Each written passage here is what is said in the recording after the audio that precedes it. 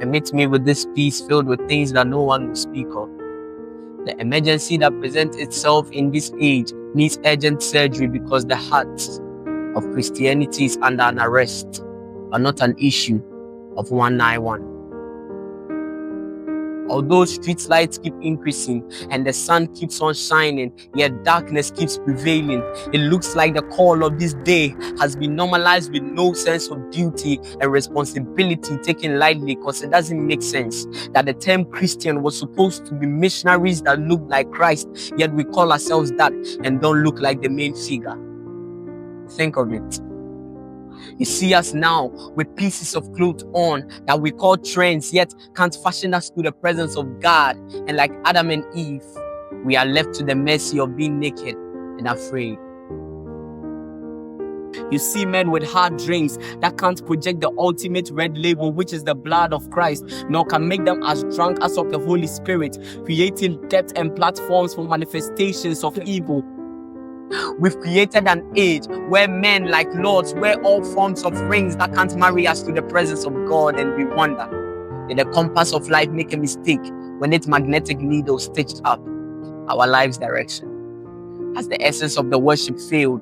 Where has the intensity gone to? Because all but a social security identity is what we need, and we are qualified to be a social organization. But can somebody tell me what really happened?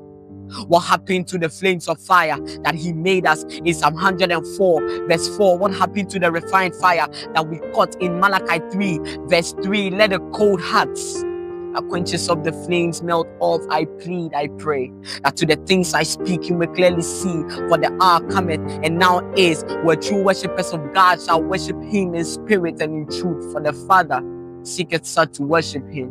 But what do we see? No wonder he said the love of many will wax cold.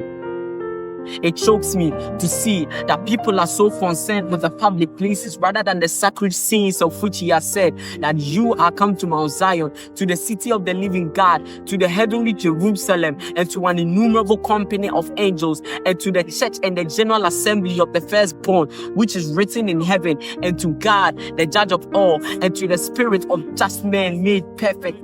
This is the call to search for the ancient path and walk therein again and again. But take a look at this age. It's so pathetic to see that the altar business, rather than being the jobs of our lives, has turned into monetary business. And so they'll prefer to stock themselves with exegesis, because the focus has left off from who carries the word of life to who now is the theologist. And so the pastor prays he's not caught. Having left off from the bed of fornication, he forgets God's judgment and resorts to preaching grace messages. But if you are a prophet and can't show the people the way to Christ, then I'll call you an angelic terrorist, because it's so bothering to see the offerings that we pull people's leg to bring to the pulpit, and we wonder, were we made to be witnesses or over the altar extortionists?